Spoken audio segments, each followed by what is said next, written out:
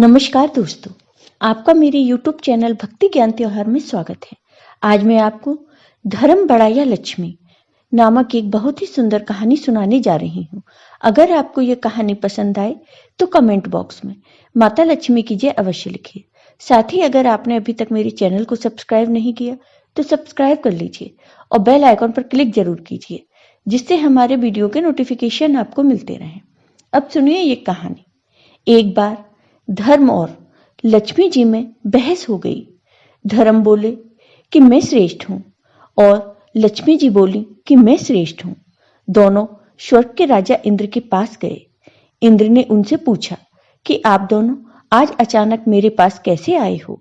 तब धर्म और लक्ष्मी जी ने अपनी बात इंद्र के सामने रखी।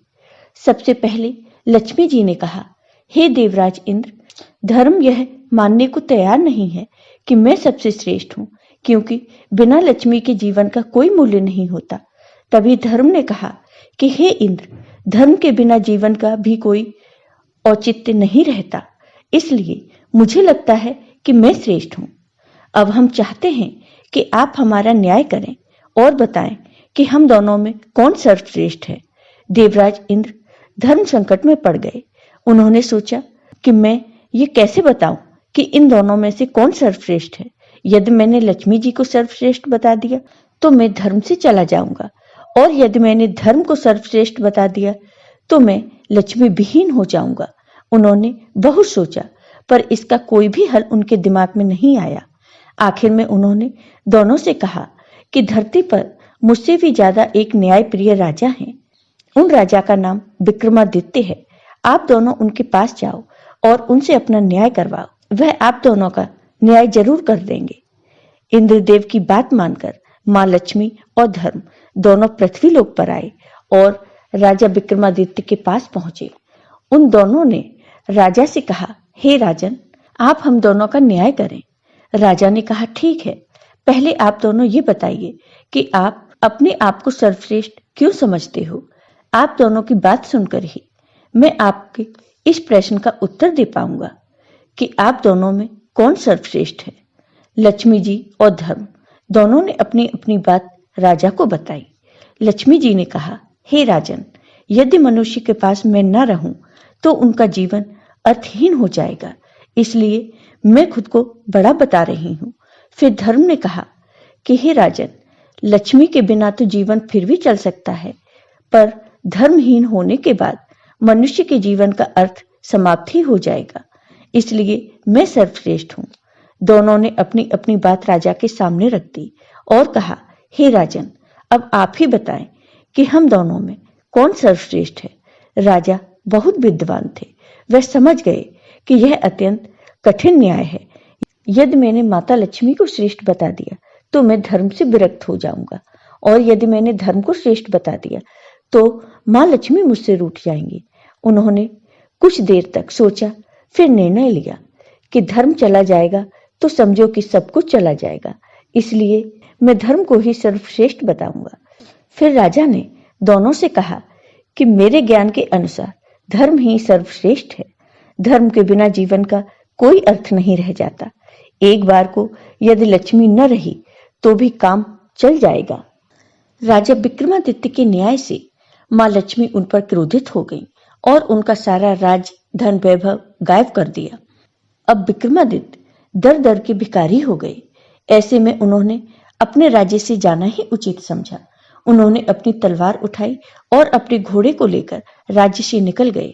वहां से निकलकर वो एक नदी के पास पहुंचे। उन्हें भूख भी लगी थी। उन्होंने सोचा कि नदी से कुछ मछलियां पकड़ लें। फिर राजा ने मछली पकड़ी और किनारे पर रख दी। उन्होंने सोचा, स्नान करने के बाद मैं इन्हें खा लूंगा। पर जैसे ही वह नहा धोकर नदी से बाहर आए तो देखा सारी मछलियां जल में कूद गईं। वह समझ गए कि यह सब मां लक्ष्मी के क्रोध के कारण हो रहा है। वह भूखे ही अपनी बहन के घर की तरफ चल दिए। उनकी बहन को गुप्तचरों ने बताया कि आपके भाई आपसे मिलने आए हैं। तब बहन ने पूछा, उनका हाल कैसा है। तब सेवकों ने बताया कि वो अकेले ही हैं और उनके वस्त्र फटे हैं। यह सुनकर बहन ने कहा, उन्हें अस्तबल में रुकने को कहो। राजा को अस्तबल में ठहरा दिया और खाने को चोकर की रोटी दी गईं। वह देखकर वह समझ गए कि यहाँ भी लक्ष्मी जी की नाराजगी का असर है। फिर राजा ने वह रोटियां जमीन में गाड़ दी और कहा, हे धरती माँ, मैं दोबारा यहाँ आऊंगा तो अपनी रोटियां ले लूंगा, आप इन्हें संभाल कर रखना। और राजा बिना बताए वहां से चले गए। अगले दिन सुबह वह अपने एक मित्र के यहाँ पहुंच गए। मित्र ने उनका बहुत स्वागत किया, भोजन परोसा। राजा जैसे ही भोजन करने बैठे तो उन्होंने देखा कि खूंटी पर एक हार टंगा है। जैसे जैसे वो भोजन कर रहे थे वैसे वैसे खूंटी हार निगलती जा रही थी। वह समझ गए कि यह भी मां लक्ष्मी के कारण हो रहा है। जब मित्र की पत्नी ने हार गायब देखा तो चोरी का इल्जाम राजा पर लगा दिया। राजा ने कुछ नहीं कहा, लेकिन उनका मित्र जानता था कि राजा ऐसा नहीं कर सकते। उन्होंने अपनी पत्नी को समझाने की बहुत कोशिश की, लेकिन वह नहीं मानी। फिर राजा वहां से निकल गए और दूसरे राज्य में पहुंच गए। लगातार यात्रा करने के कारण वह बहुत थक गए थे, इसलिए उन्होंने एक वृक्ष के नीचे आराम करने की सोची। वह पेड़ के नीचे बैठ गए। थकान के कारण उन्हें नींद आ गई। इसी दौरान वहां के राजा के यहाँ चोरी करके धन लेकर चोर भाग रहे थे। उनके पीछे राजा के सैनिक थे। सैनिकों के डर से भागते हुए चोरों ने वह धन राजा के पास रख दिया और भाग गए। कुछ देर बाद राजा के सैनिक वहां आ गए और देखा कि धन राजा के पास पड़ा है, तो उन्हें समझ में आ गया कि यही चोर है। वे उन्हें पकड़कर अपने राजा के पास ले गए। उन्होंने सारा धन, घोड़ा सब अपने कब्जे में ले लिए। राजा ने विक्रमादित्य से पूछा, क्या तुमने धन चुराया है? विक्रमादित्य ने कहा, नहीं राजन, मैंने ये धन नहीं चुराया।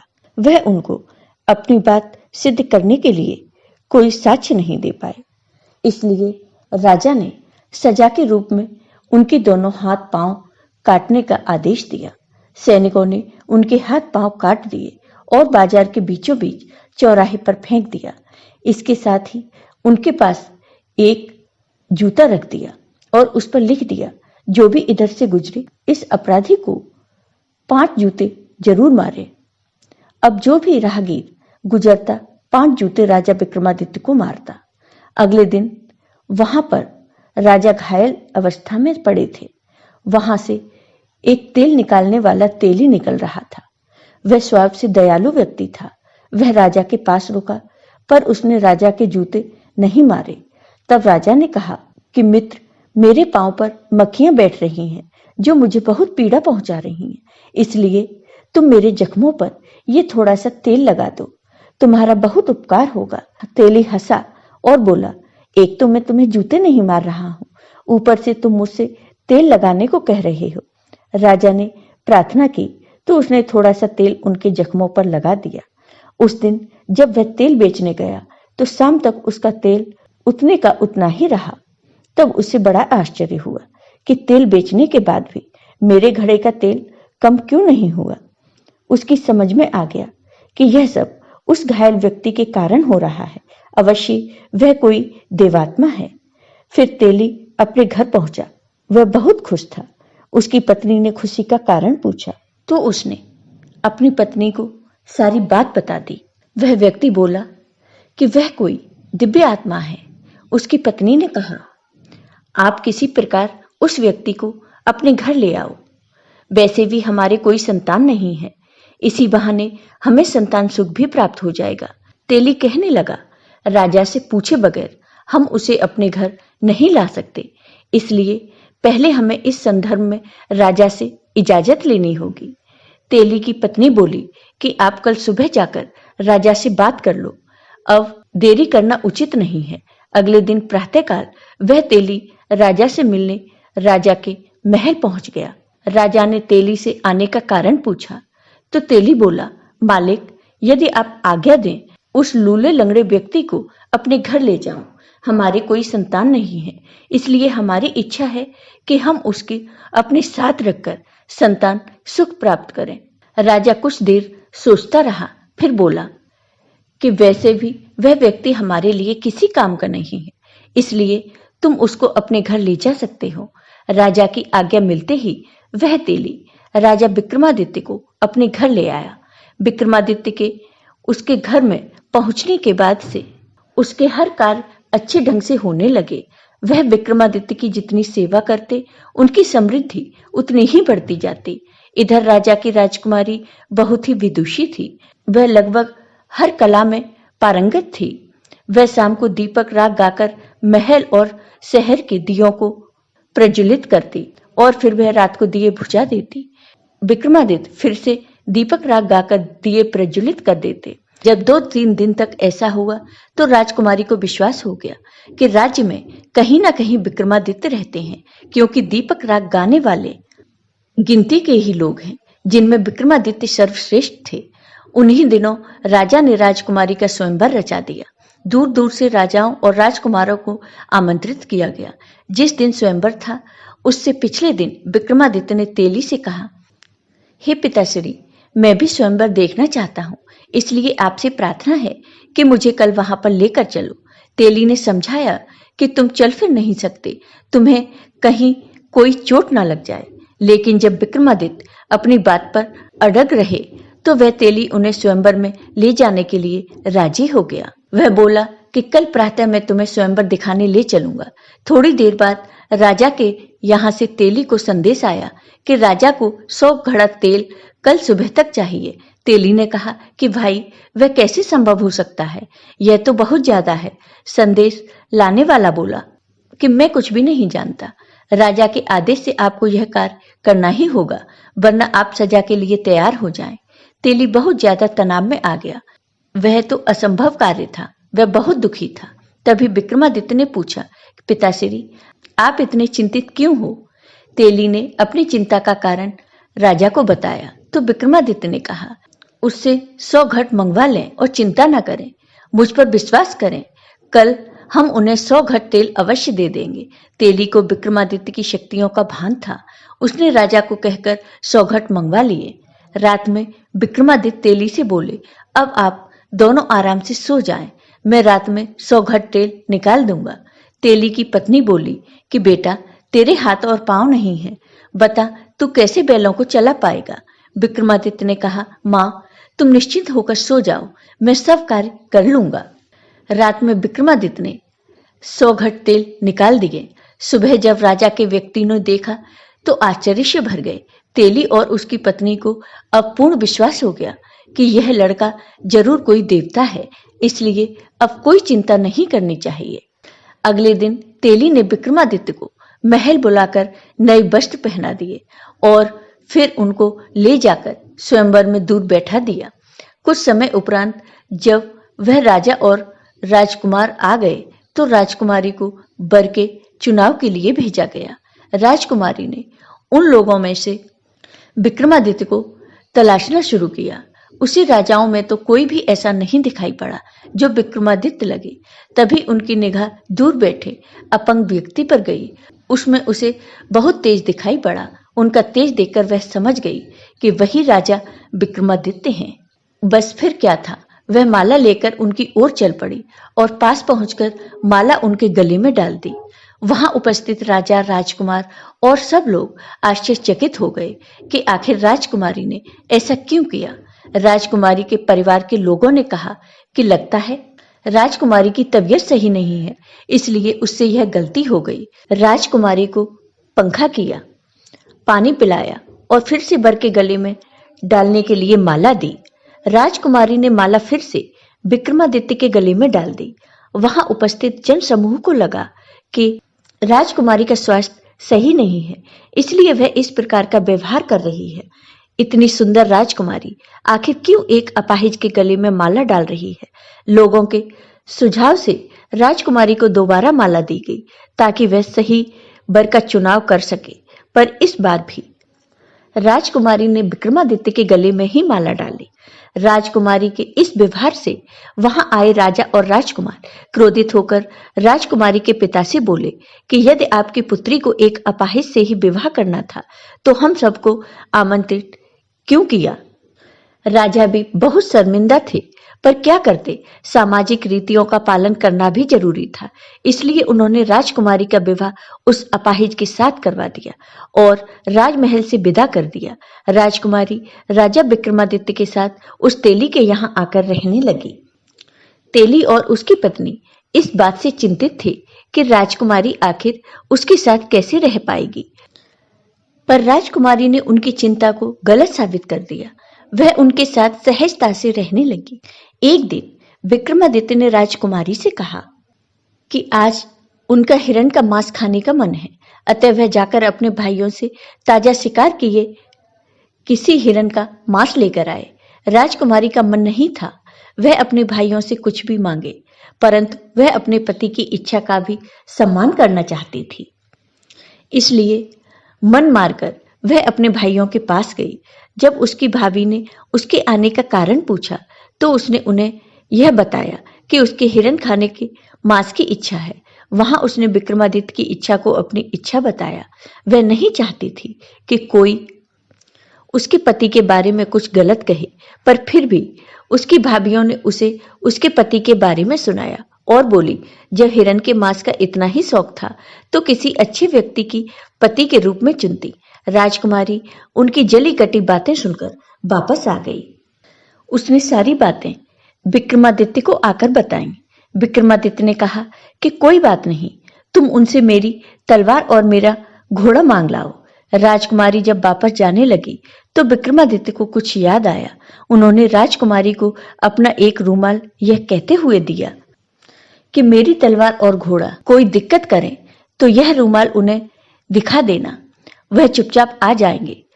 जब राजकुमारी वापस महल पहुंची तो उसकी भाभियों ने उसका फिर मजाक बनाया। राजकुमारी बोली, इस बार मैं हिरण का मांस लेने नहीं, उनका घोड़ा और उनकी तलवार लेने आई हूं।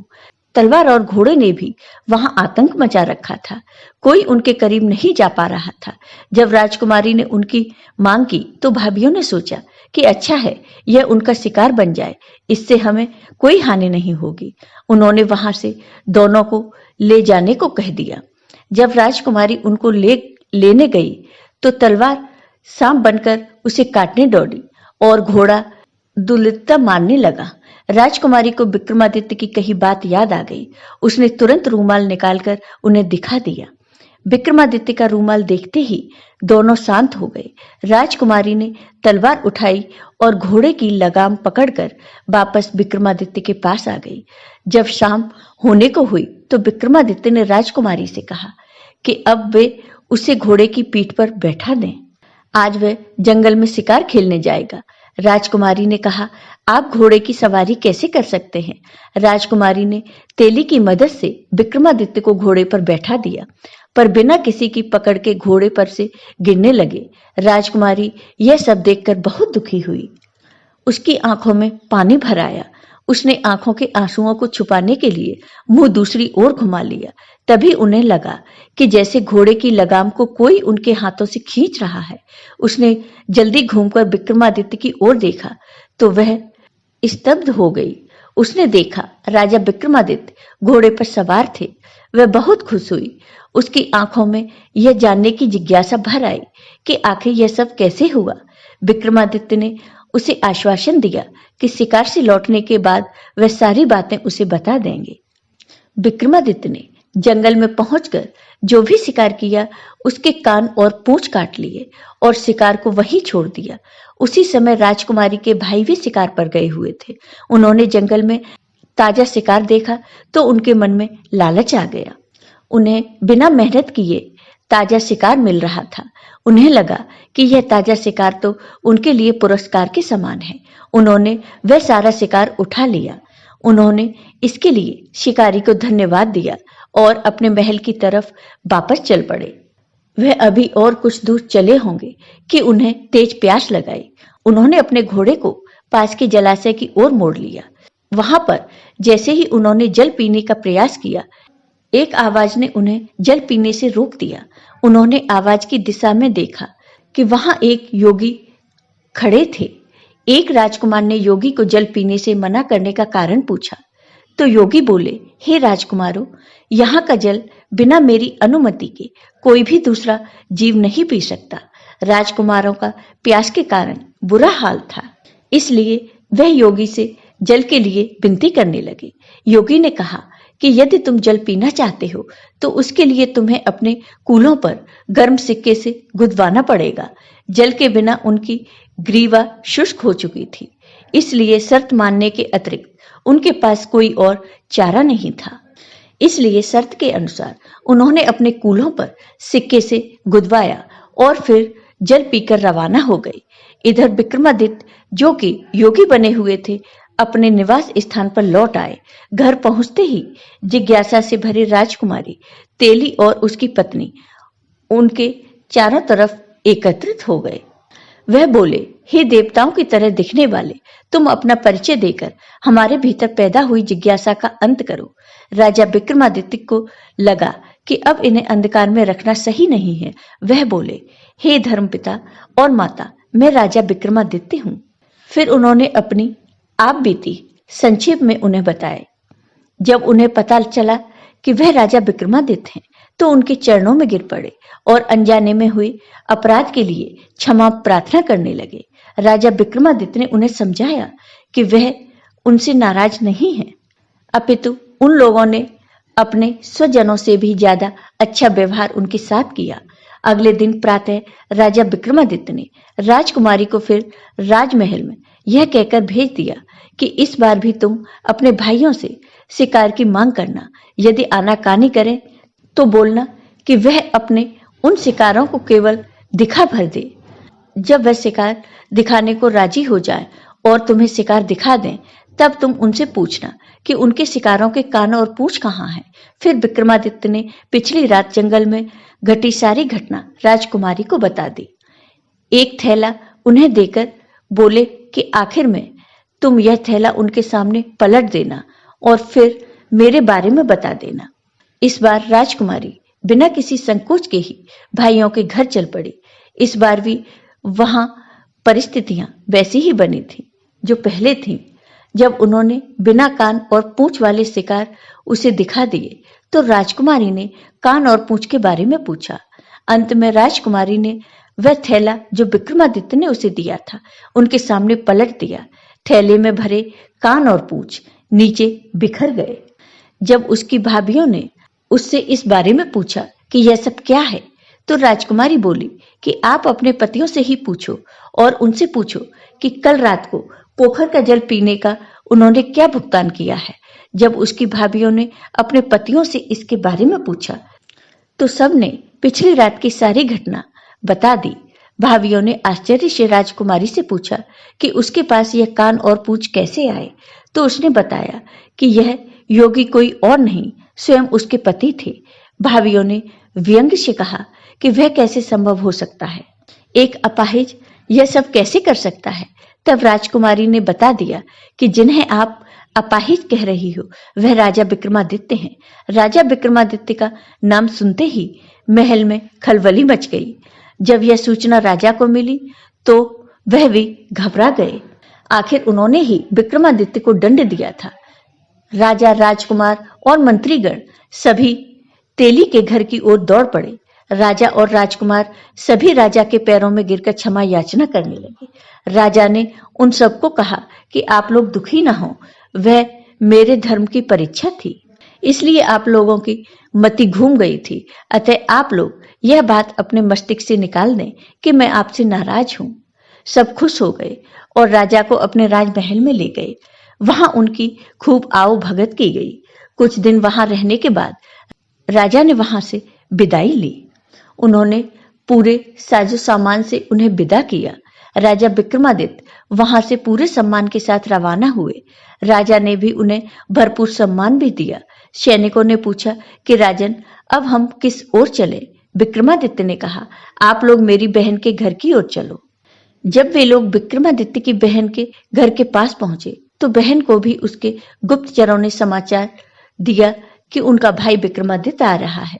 उसने अपने गुप्तचरों से पता किया कि विक्रमादित्य किस परिस्थिति में आ रहा है, तो गुप्तचरों ने बता दिया कि वह पूरे लाव लश्कर के साथ आ रहा है। बहन ने तुरंत राज्य के कर्मचारियों से उनके भव्य स्वागत के लिए कहा और बोली उन्हें विशेष महल में ठहराया जाए। जब विक्रमादित्य पहुंच गए तो बहन उनके लिए बेहतरीन व्यंजन बनाकर उनके स्वागत में पहुंची। राजा विक्रमादित्य ने वहां भोजन करने से मना कर दिया और बहन को लेकर गौशाला पहुंचे। एक जगह जमीन खोदकर उन्होंने वहां सूखी रोटियां निकाली जो उसकी बहन ने उस समय उनके लिए खाने को भेजी थी। जब उन पर लक्ष्मी जी रुष्ट हुई थी, बहन बहुत शर्मिंदा हुई। उसने अपने किए पर शर्मिंदगी जताई, लेकिन विक्रमादित्य ने कहा, बहन मुझे इस बात का कोई दुख नहीं है, पर तुम्हें संबंधों की मर्यादा का पालन करना था। अगले दिन वह वहां से रवाना हो गए। सैनिकों से अपने मित्र के घर चलने को कहा। जब वह मित्र के घर पहुंचे तो मित्र बहुत प्रसन्न हुआ और बोला कि मैं तुम्हें प्रसन्न देखकर बहुत खुश हूं। तुम्हें देखकर मन बहुत ही आनंदित हुआ है। आपसे अनुरोध है कि आप आज रात कम से कम मेरा आतिथ्य स्वीकार करें। विक्रमादित्य ने कहा, मित्र मुझे खुद को भी तुम्हारे यहाँ रुकने की इच्छा थी। वह विक्रमादित्य को लेकर अपने विशेष कक्ष में पहुंचा। वहां दोनों मित्रों के मध्य पुराने दिनों की चर्चा हुई। रात को खाने के समय विक्रमादित्य उसी स्थान पर भोजन परोसा गया जहां पिछली बार खाने के समय खूंटी ने हार निगला था। विक्रमादित्य ने जैसे भोजन करना शुरू किया, खूंटी ने भी हर निवाले के साथ हार को उगलना शुरू किया। जैसे ही विक्रमादित्य का भोजन समाप्त हुआ, रानी का 9 लखा हार खूंटी पर टंगा दिखाई पड़ा। राजा की निगाह खूंटी पर गई तो वहां उन्होंने खोया हुआ अपना 9 लखा हार टंगा देखा। राजा आश्चर्य से भर उठे और रानी से बोले कि वह कैसी अनोखी घटना है। इस हार की चोरी का इल्जाम तुमने मेरे मित्र विक्रमादित्य पर लगाया था। तब मैंने तुम्हें कहा था कि ऐसा कार्य मेरा मित्र विक्रमादित्य नहीं कर सकता, जो दुनिया की तकलीफ को हरता रहता है। क्या वह एक तुच्छ हार के लिए इतना गिर सकता है? जाओ अपना हार ले लो।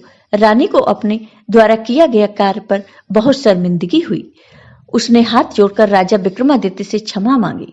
वह बोली, हे राजन, मेरी मति को उस समय न जाने क्या हुआ था।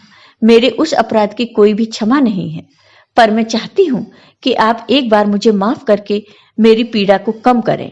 तभी विक्रमादित्य ने कहा, आप लोग ज्यादा दुखी ना हो। वह समय मेरा भी विपत्ति का था। मुझ पर माँ लक्ष्मी रुष्ट थी, इसलिए सारी घटनाएं घटी। फिर उन्होंने वह सारी बातें विस्तार से उनको बताई और अगले दिन अपने राज्य के लिए रवाना हो गए।